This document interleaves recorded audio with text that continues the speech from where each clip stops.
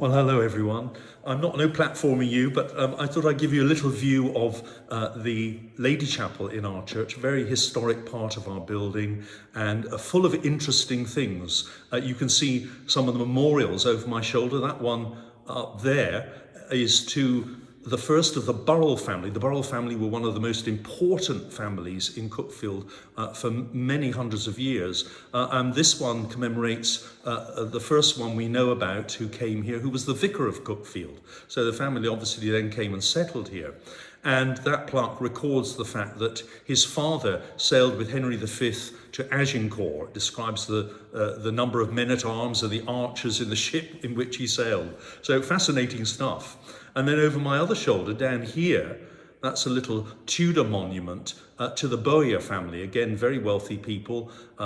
They built one of the big houses here in Cuckfield. I always slightly twitch when I go near that one because there's this fascinating Tudor case against the vicar of Cuckfield. He was the brother of the Bishop of Chichester, and he tried to get to the bottom of the death of an infant child of a servant. The servant girl was unmarried and the child died mysteriously, and the vicar, as I say, wanted to know what had happened. And the Bowyer family used all their power to stop this happening. And in fact, it ended up in the highest courts of the land. It was a very famous case. And in fact, the vicar was ejected from the living, but he refused to leave Cuckfield, and he died here. So fascinating stuff. It shows you that sometimes all sorts of things are bound up with faith, including murky politics. However, we hope things have moved on a bit since those days. But in this beautiful space, people have worshipped God since the 12 and 1300s. And it's always just so moving to be here. I love the windows, very colourful Victorian windows. And when the sun shines, they leave this wonderful impression on the stone reveals. It's a very beautiful sight.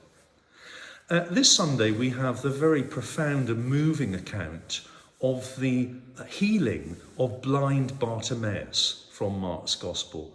And it's this wonderful story where one can imagine being there and hearing this blind man calling out to Jesus. And eventually, in spite of the protests of others saying, "It's making a lot of noise, what are you?" Jesus says, "Tell me what you want." And he says, "I want to see."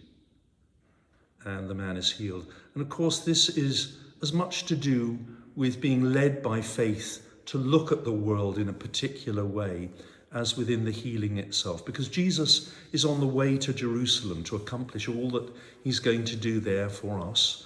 But here is the acknowledgement that in the midst of human suffering, in the midst of human vagary, the Lord walks beside us and brings us healing. So a wonderful, wonderful account.